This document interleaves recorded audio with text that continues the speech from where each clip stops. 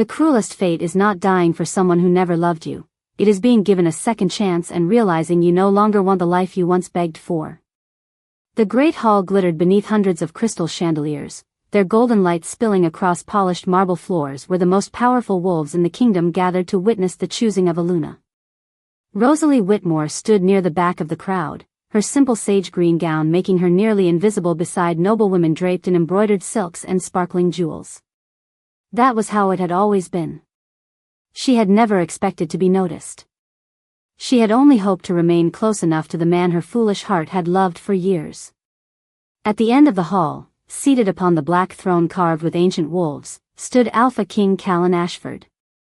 His long black hair rested over the heavy crimson fur cloak that flowed behind polished black royal armor marked by the scars of countless battles.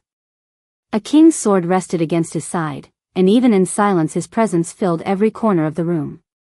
He did not need to raise his voice. The kingdom breathed around him. Rosalie remembered every detail because she had already lived this day once before. She remembered the hope she had carried into the palace. She remembered believing kindness would someday be enough. She remembered believing fate could never be wrong. Then Callan descended from the throne and stopped before another Omega. Celine Voss lowered her eyes with practiced grace while whispers spread across the court like a rising tide. The Alpha King's wolf had chosen. The kingdom erupted in celebration. Rosalie's smile never disappeared, though her heart quietly broke behind it. No one noticed the lonely Omega slipping from the celebration. No one remembered the servant who had once believed destiny might look her way.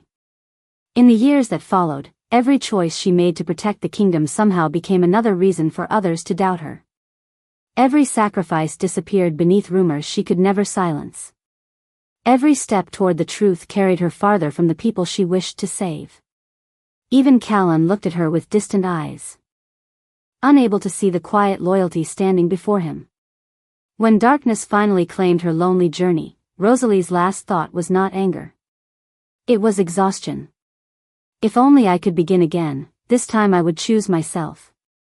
Cold air rushed into her lungs. She gasped and opened her eyes. Soft morning sunlight poured through the narrow window of her small chamber inside the western servants' quarters. The familiar wooden table. The faded blue curtains. The cracked mirror hanging beside the door. Her hands trembled as she stared around the room. She knew this place. She knew this morning. Outside, palace bells echoed across the courtyard exactly as they had years ago. Today was the choosing ceremony. The beginning of everything. Or perhaps the beginning of something entirely different. Rosalie slowly stood, her heartbeat steady instead of frantic. The frightened girl from her first life would have spent hours wondering how to earn the king's attention. This Rosalie quietly walked toward the fireplace instead. Resting on the mantel was a folded letter tied with pale blue ribbon. She recognized every word hidden inside before touching it. The confession she had once planned to place into Callan's hands before the ceremony began. The letter that had chained her heart to a future filled with regret. She held it above the small dancing flame. The edges curled. Ink disappeared into ash. The ribbon blackened before drifting away like forgotten snow. A strange peace settled over her chest. She did not cry. She did not hesitate. She simply watched the last piece of her old life vanish into warm gray dust. Outside, the palace celebrated the future that had already broken her once. This time, however, Rosalie Whitmore quietly turned away from the throne, unaware that somewhere beyond the towering castle walls, an Alpha King's restless wolf had awakened for reasons neither of them could yet understand. The palace awoke to celebration, but Rosalie Whitmore walked through its ancient corridors as though she were quietly attending the funeral of a life she had already buried.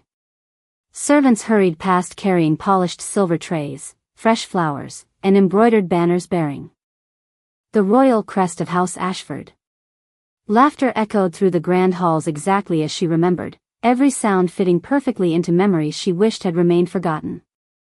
In her first life, she had admired the beauty surrounding the ceremony. This morning she noticed something entirely different. She noticed frightened young maids whispering about making mistakes. Elderly servants rubbing sore hands before another endless day. Stable boys standing aside whenever noble guests approached. The palace had always been filled with invisible people. She had simply been too busy chasing one impossible dream to see them. Rosalie accepted her cleaning basket and quietly crossed the eastern courtyard, avoiding the ceremonial hall altogether. She no longer wished to witness Callan Ashford choosing Celine Voss. Whether history repeated itself or not no longer belonged to her heart. Her future would begin somewhere beyond those towering walls. As she reached the outer gardens, a familiar breeze carried the scent of pine and rain across the stone paths. She closed her eyes. In another lifetime she had walked here praying the Alpha King might notice her. Today she whispered something entirely different. Please let me have the strength to keep walking away. Far above the palace, inside the royal training grounds, Callan drove his sword through another practice routine. Every movement was sharp and disciplined, yet nothing quieted the strange unease pressing against his chest. He lowered the blade and frowned. His wolf had been restless since sunrise. It was not anger. It was not anticipation for the choosing ceremony. It felt like loss. A deep, impossible absence he could not explain. His captain, Bennet Hawke, approached carefully. Your Majesty, the nobles have begun arriving. Callan nodded without looking away from the distant palace gardens.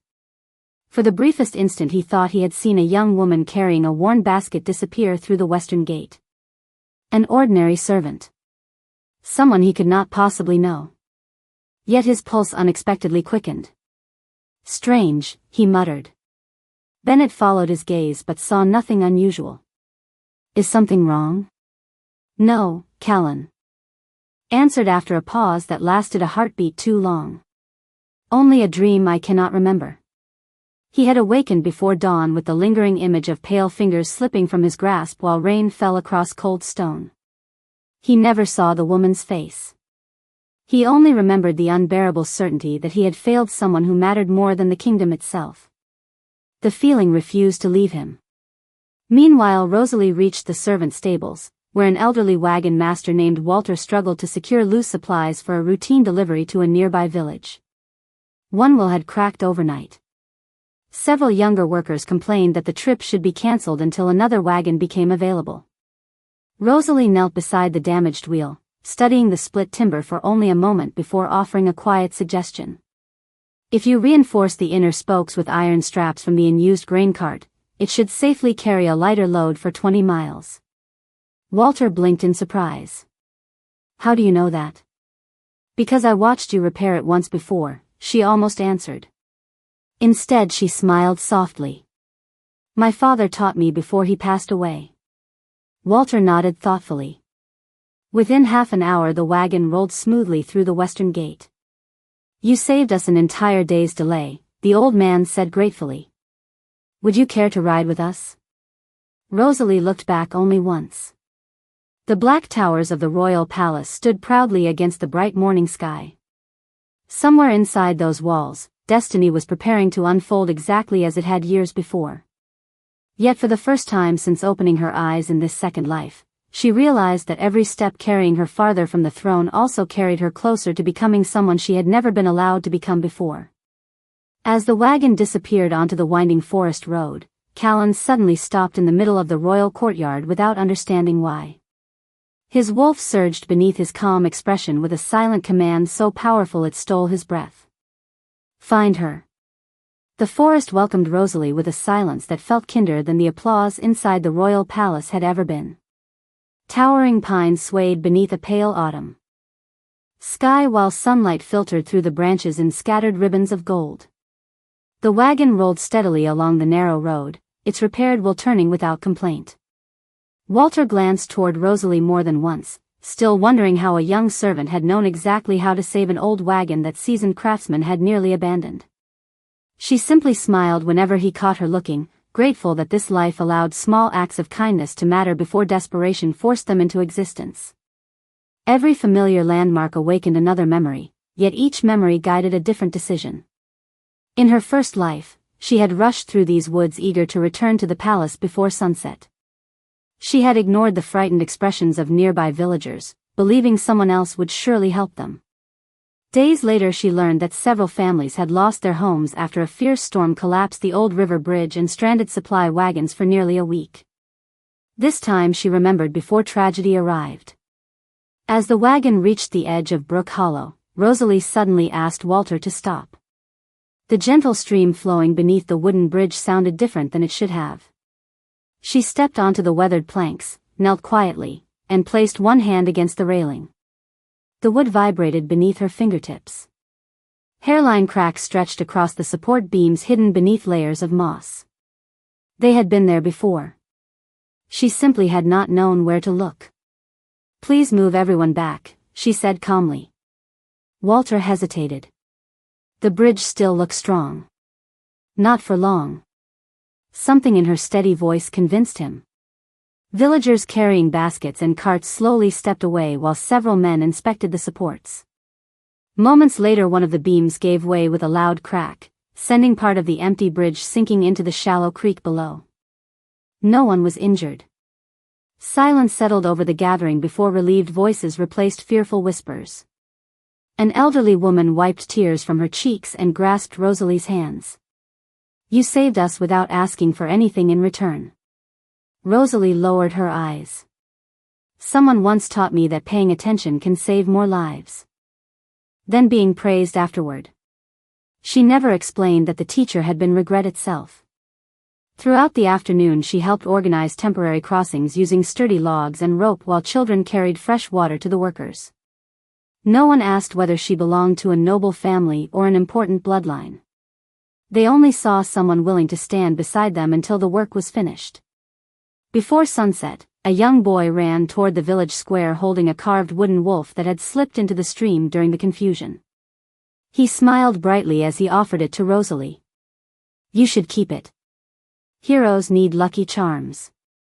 She gently returned the small carving to his hands. "No. Keep believing that ordinary people can become heroes. That is much stronger than luck." The villagers watched her leave with quiet admiration, yet none of them learned her name. By evening, travelers carrying supplies toward neighboring towns had already begun sharing stories of an unknown Omega whose wisdom had prevented disaster before anyone else recognized the danger. Some called her the Silver Omega because the fading sunlight had shimmered across her pale hair like moonlight on water. Others insisted she had simply appeared at the perfect moment and vanished before anyone could thank her properly. Far away, inside the royal council chamber, Gideon Mercer finished reading reports delivered from the western villages. An unidentified young Omega prevented a bridge collapse and coordinated relief efforts before our officials even arrived. Callan looked up from the documents covering his desk. An unfamiliar warmth stirred beneath the ache that had haunted him since dawn. His wolf grew strangely alert. "Did anyone record her name?" Gideon slowly shook his head. "No, Your Majesty. Only a description. They say she left before anyone could stop her." Callan stared through the tall palace windows toward the distant forests where the evening mist had begun to rise. For reasons he could neither justify nor ignore, the empty horizon felt less like a wilderness and more like an invitation waiting for him to answer. Morning mist drifted above the winding forest road as Rosalie continued. Traveling farther from the royal capital, believing every mile placed another layer of peace between herself and the memories that had once ruled her heart. The villagers of Brook Hollow waved until her wagon disappeared beyond the hills, their grateful smiles lingering in her thoughts far longer than the grand celebrations she had once chased inside the palace. For the first time in either life, she realized how quietly happiness could arrive when it was no longer tied to someone else's approval. Walter guided the horses toward the bustling trade town of Stonehaven, where merchants from distant territories gathered beneath colorful market banners. The streets overflowed with craftsmen, farmers, musicians, and travelers sharing stories from every corner of the kingdom. Rosalie welcomed the unfamiliar voices because none of them knew who she had been. None of them expected her to become anything other than the young woman standing before them. She spent the afternoon helping Walter unload supplies before wandering through the marketplace. A little girl struggled to carry a basket nearly as large as herself. Rosalie smiled and lifted it without hesitation, walking beside the child until they reached a small bakery where the girl's mother thanked her with fresh bread still warm from the oven. Such ordinary moments had been almost invisible during her first life. Now they felt more precious than royal banquets. As sunset painted the rooftops with shades of amber, a sudden hush spread across the marketplace. Merchants stepped aside while royal banners appeared at the northern gate. The Alpha King had arrived unexpectedly during an inspection tour following reports from the western villages. Callan Ashford dismounted with the calm confidence of a ruler accustomed to command. His black armor reflected the fading sunlight, while the crimson cloak resting across his broad shoulders stirred gently in the evening breeze. People bowed respectfully as he acknowledged them with quiet dignity. Rosalie lowered her gaze and turned toward a nearby side street. She had no reason to meet him. She had every reason not to. Yet before she could disappear into the crowd, an unfamiliar warmth pulsed through the air. It was neither painful nor frightening. It was simply impossible to ignore. Callan stopped walking. Conversations around him faded into distant echoes. His wolf, silent for days, suddenly surged with unmistakable urgency. Find her. His eyes swept across the marketplace until they settled upon a young woman carrying a simple basket of bread. She wore no jewels. No embroidered cloak. Nothing distinguished her from the countless travelers surrounding her except an unexplainable feeling that he had been searching for her long before learning she existed. Rosalie sensed his attention before daring to look up. Their eyes met across the crowded square. Time itself seemed to hesitate. She saw the same striking features she remembered from another lifetime, yet something had changed. There was no distant pride in his expression. Only confusion mixed with a sorrow he clearly did not understand. Callan took one slow step toward her. His heartbeat grew heavier with every pace. Fragments of another place flashed through his mind like reflections upon broken glass. Rain falling across stone steps. Pale hands slipping away. A voice whispering goodbye. He reached instinctively toward Rosalie without knowing why. She calmly stepped backward instead. There was no anger in her eyes. No lingering hope. Only quiet resolve. The movement struck his heart with surprising force, as though an invisible thread had stretched almost to the point of breaking. His wolf growled softly inside him, not with rage but with desperate recognition. Do not let her leave. Rosalie offered a respectful bow reserved for a king, nothing more, nothing less. Your Majesty, she said gently before turning away. Her voice was calm, yet hearing it awakened another impossible echo inside Callan's soul, one that carried both unbearable loss and fragile hope. He watched her disappear into the evening crowd without calling her back. For reasons beyond reason itself, the silence she left behind felt louder than every cheer that had greeted him since becoming Alpha King. Rosalie rented a modest room above an old tailor's shop on the quiet edge of Stonehaven, where dawn arrived with the comforting sounds of merchants preparing their stalls instead of royal trumpets announcing another ceremony. Each new sunrise reminded her that the future no longer belonged to the frightened Omega who had once measured her worth by a single man's attention. She spent her mornings helping the tailor organize fabrics and her afternoons assisting elderly neighbors with repairs, errands, and anything else that allowed her to build a life defined by compassion rather than expectation. The people of Stonehaven never asked why she carried sadness behind her gentle smile. They simply accepted the kindness she offered, and for the first time, that was enough. Yet while Rosalie quietly embraced the freedom of anonymity, another pair of watchful eyes had begun following every rumor surrounding the mysterious young Omega appearing wherever misfortune seemed ready to strike. Inside the royal palace, Celine Voss listened as noble ladies praised the unnamed woman who had saved Brook Hollow and impressed the people of Stonehaven with uncommon wisdom. The compliments sounded harmless to everyone else, but Celine felt something cold settle beneath her calm expression. In the life she believed should have unfolded, there had been no mysterious Omega earning admiration across the western villages before the choosing ceremony had fully settled the kingdom's attention. Something had changed. She could not explain why, only that the pattern she had carefully relied upon no longer felt predictable. She smiled politely while silently memorizing every detail spoken during court conversations. An unnamed Omega. Pale hair. Simple clothing. Vanishing before receiving praise. The descriptions tugged at a memory she could not fully grasp. She summoned a trusted attendant after the gathering ended. "Find her," Celine said softly. "I want to know everything about this woman before the kingdom decides she deserves to become a legend." Meanwhile, Callan found himself reading every report arriving from the Western Territories instead of passing them directly to his advisors. Each account repeated the same impossible pattern. A young Omega appeared just before disaster, offered practical guidance, refused recognition, and quietly disappeared. His council interpreted the reports as fortunate coincidences. His wolf did not. Every page stirred the same restless certainty. She is walking farther away. That evening, another dream found him. He stood beneath a gray sky while rain soaked the stone beneath his boots. Someone was crying, but the voice sounded distant, as though separated by years instead of steps. He reached forward, desperate to stop an unseen farewell, yet the figure dissolved into falling silver light before he could touch her. Callan awoke with his heart racing and one unfamiliar name lingering on his lips. He whispered it before realizing he had never consciously learned it. "Rosalie." The room fell silent. He sat upright, searching his memory for any explanation, but none came. Across the kingdom, Rosalie paused while arranging fresh herbs outside the tailor's window. A sudden chill passed through her despite the warm afternoon sun. For one fleeting heartbeat, she felt as though someone had spoken her name with unbearable longing.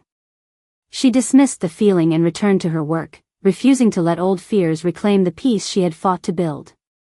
She did not notice two unfamiliar riders observing the street from a nearby hill before quietly turning their horses back toward the capital. By the time darkness settled across Stonehaven, Celine's first report had already begun its journey to the palace, carrying a single sentence that would change everything. "The unknown Omega has been found, and the Alpha King has already crossed paths with her once." Stonehaven settled into a peaceful rhythm that almost convinced Rosalie the past had finally released its hold on her. Every morning she opened the tailor's shutters before sunrise, breathing in the crisp mountain air while the first rays of light painted the quiet streets with soft gold. Children waved as they hurried toward the schoolhouse. Shopkeepers greeted one another by name. The kindness surrounding her was simple, ordinary, and wonderfully free of expectations. She began believing that perhaps changing one choice had truly changed everything. Yet destiny did not disappear so easily. It simply found new roads. Hundreds of miles away, Callan Ashford stood inside the Royal Archive studying old maps that should have held no answers to the questions haunting him. Gideon Mercer watched with growing concern. "Your Majesty, you have reviewed every report concerning the unnamed Omega 3 times." Callan slowly closed the final document. "Every place she visits improves before our officials arrive. She sees danger before anyone else does. She leaves before accepting gratitude. Tell me honestly, Gideon. Does that sound like coincidence?" The older advisor hesitated. "No. It sounds like someone carrying knowledge beyond ordinary experience." Those words lingered long after the meeting ended. That evening another dream claimed Callan. This time it was clearer. Rain covered the palace courtyard while distant voices shouted through the storm. He saw a young woman standing alone beneath the ancient wolf statue. Her face remained hidden, yet he recognized the quiet strength in the way she lifted her head despite overwhelming sorrow. She whispered, "I forgive you." Then she vanished into silver light before he could reach her. Callan awoke with tears he could not explain. His wolf paced restlessly inside him, repeating the same desperate truth. "You lost her once. Do not lose her again." Meanwhile, in Stonehaven, Rosalie volunteered to help prepare supplies for nearby farming families after heavy rains threatened the autumn harvest. While organizing blankets and preserved food inside the community hall, she noticed several unfamiliar travelers lingering outside longer than necessary. They pretended to examine merchant stalls, but their eyes repeatedly drifted toward the entrance. A familiar uneasiness settled in her heart. She had learned in her first life that danger often arrived wearing polite smiles. Instead of returning directly to the tailor's shop that evening, she quietly changed her route through narrow side streets before slipping into the town library. From an upstairs window she calmly observed the strangers searching the marketplace below after realizing she had disappeared. They were not ordinary travelers. Their disciplined movements revealed careful training. Someone had sent them. Rosalie closed the curtain without panic. She had promised herself this new life would not be ruled by fear. If someone wished to find her, she would not run blindly. She would simply become more difficult to predict. The following morning she accepted an invitation to accompany Walter on another delivery, this time toward the northern mountain villages. Before sunrise their wagon quietly departed Stonehaven while the strangers continued watching an empty tailor's shop. As the rolling hills stretched across the horizon, Rosalie allowed herself a small smile. The future was changing once again. Back inside the royal palace, a messenger finally delivered Celine Voss's confidential report. Callan unfolded the parchment expecting another routine summary. Instead, one sentence captured every fragment of his attention. The unnamed Omega is called Rosalie Whitmore. She has left Stonehaven and is traveling north before your guards could question her. The parchment slipped slightly within Callan's hand. The name echoed through his heart with impossible familiarity, matching the whispered word that had awakened him from every dream. Without another moment of hesitation, he looked toward Bennett Hawk and gave the first command his wolf had truly agreed within days. Prepare the horses. We leave before the next sunrise. The journey north carried Rosalie into a landscape unlike the crowded roads surrounding the royal capital. Endless evergreen forests stretched across rolling mountains while clear rivers reflected the bright autumn sky like polished glass. Every mile placed more distance between her and the palace, yet an uneasy feeling lingered quietly beneath her growing peace. She had changed countless choices since awakening in her second life, but she understood that every altered decision created new paths she had never walked before. The future was no longer a memory. It had become an unanswered question. Walter guided the wagon toward the mountain village of Silver Ridge, where early frost had already dusted the rooftops. The townspeople welcomed arriving merchants with warm smiles, relieved that supplies had reached them before the coming cold.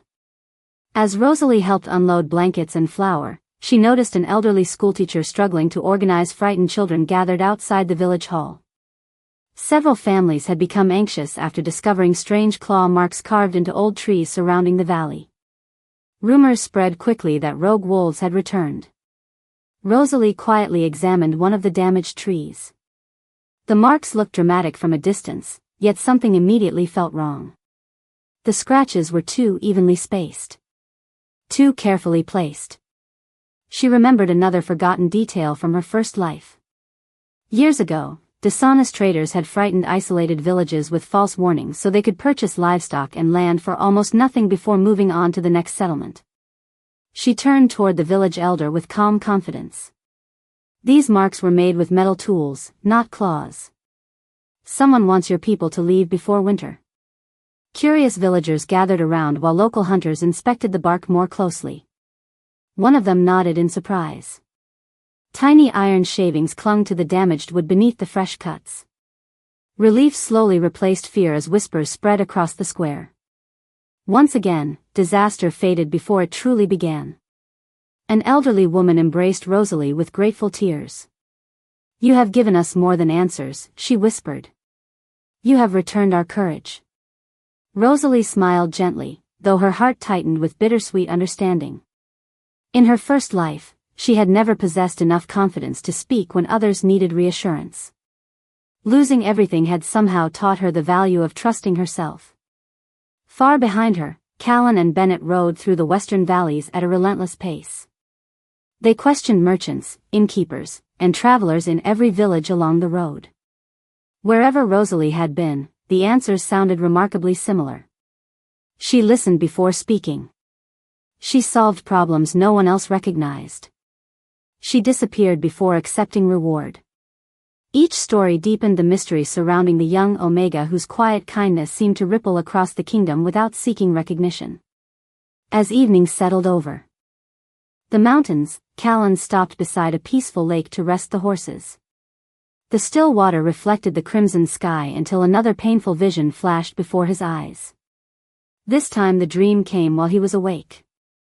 He saw Rosalie standing beneath falling snow instead of rain. Tears shimmered across her face as she whispered words he could almost hear.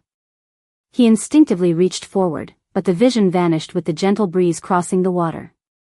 Bennett noticed the change in his expression. "Your Majesty." Callan slowly lowered his hand. "I have never truly met this woman, yet every instinct tells me I have already failed her." Bennett offered no answer because none existed.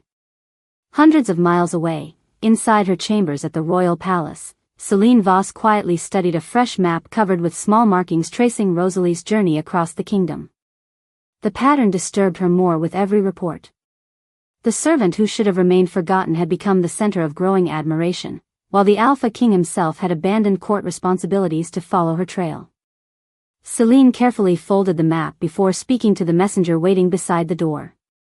"If kindness is making her beloved," she said softly, "then someone must convince the kingdom that kindness can no longer be trusted." As the messenger disappeared into the darkness, Rosalie looked toward the peaceful mountain stars without realizing that the next chapter of her new life would no longer be shaped by forgotten memories alone, but by a carefully planned deception already moving toward her with every passing hour. The first snow arrived earlier than anyone in Silver Ridge expected, covering the mountain paths with a quiet blanket of white that transformed the village into a picture of peaceful simplicity. Rosalie stood outside the small schoolhouse helping children hang handmade lanterns before the evening harvest gathering. Their laughter echoed through the crisp air, reminding her that the happiest moments were often the ones no royal court would ever celebrate. She had once believed changing history meant preventing great tragedies. Now she understood that sometimes it meant protecting ordinary joy before fear had the chance to steal it away. As twilight settled across the valley, unfamiliar visitors entered the village square wearing the colors of traveling merchants. They greeted everyone politely, offered generous discounts on winter supplies, and spoke warmly about prosperity. Most villagers welcomed them without suspicion. Rosalie did not. Their smiles were friendly, yet their questions never centered on trade. Instead they quietly asked who organized the bridge repairs, who advised the village elder, and who had inspired the people to remain despite frightening rumors. Every conversation drifted toward one name: Rosalie Whitmore. She felt an old warning stir within her heart. In her first life, lies had rarely begun with accusations. They had begun with curiosity. Rather than confronting the strangers, she calmly encouraged the villagers to keep written records of every agreement and every shipment arriving over the coming weeks. "Good neighbors trust one another," she said gently, "but honest records protect friendships when misunderstandings appear." The elder nodded gratefully, believing it practical advice. The disguised agents smiled in agreement, never realizing their first plan had already become far more difficult. Before dawn the next morning they quietly departed, carrying a report that did not satisfy the person waiting inside the royal palace. Celine Voss read every line in silence. The villagers praised Rosalie more after the visit than before it. They described her as thoughtful instead of suspicious, wise instead of fearful. Celine slowly folded the parchment, her expression remaining perfectly composed despite the frustration rising beneath it. She had expected the young Omega to react emotionally. Instead Rosalie had quietly strengthened the trust surrounding her. That was far more dangerous. "Then we change the story," Celine whispered.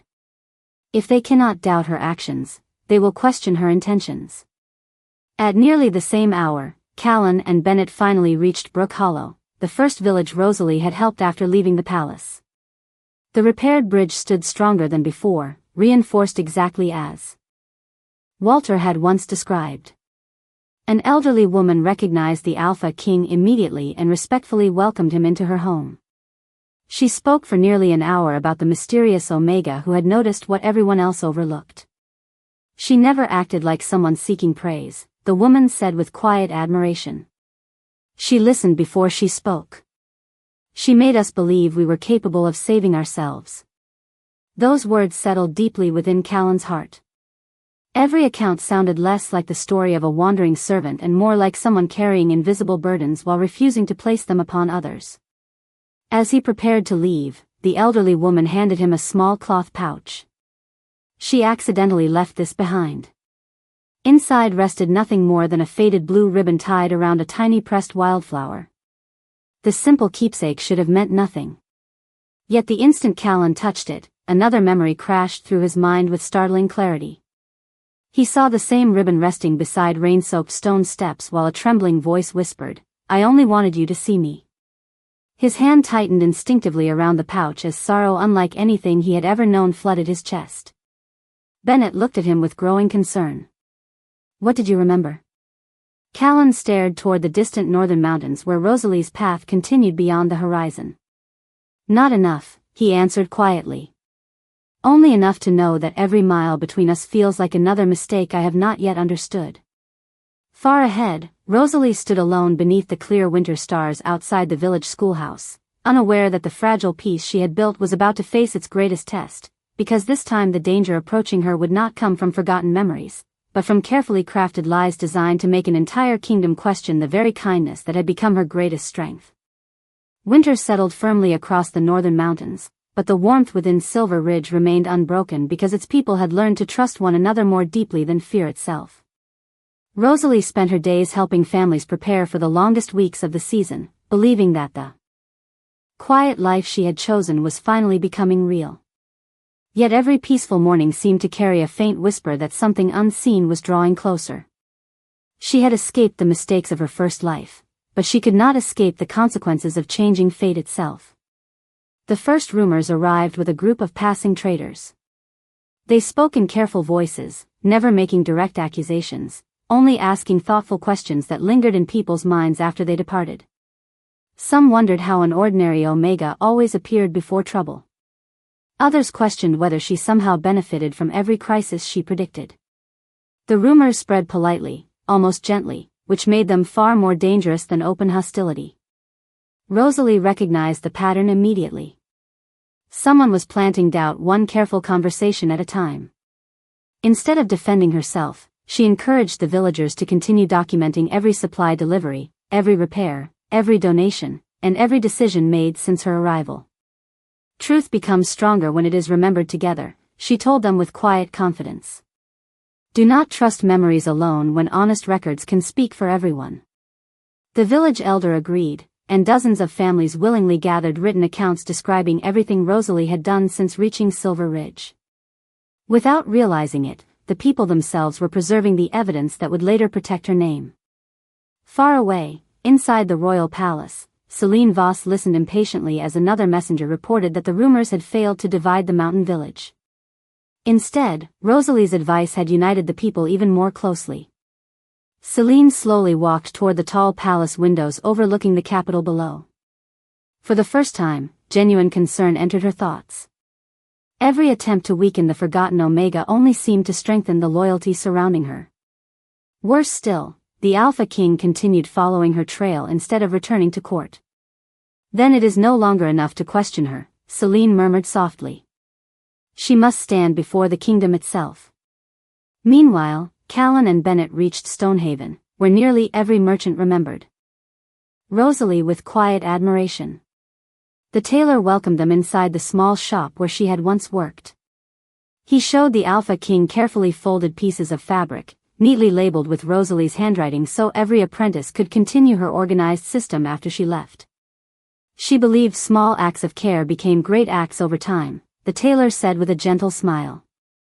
She changed this shop without asking for anything in return. Callan silently traced the neat lettering across one folded label. Another unfamiliar memory stirred inside him.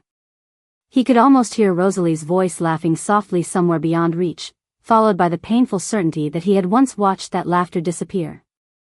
His wolf no longer questioned the feeling. It simply grieved. That evening, as snow drifted quietly across the town square, Callan stood alone beneath the stars holding the faded blue ribbon the elderly woman had given him. "Who are you to me?" he whispered into the silent night. The wind offered no answer, yet his heart did. "She is the one you have been searching for since before you understood what was missing." At that very moment, a royal messenger finally reached Silver Ridge carrying an official summons sealed with the crest of House Ashford. The letter announced that Rosalie Whitmore was ordered to appear before the Royal Council to answer formal questions concerning unusual influence over multiple villages across the kingdom. The villagers gathered around her in stunned silence as she carefully folded the parchment. No fear crossed her face. She had stood before judgment once before and lost everything. This time, however, she would not walk into the royal court alone. She would carry with her the truth of every life she had helped, every promise she had kept, and every heart that had learned to believe in kindness because she had quietly chosen it instead of despair.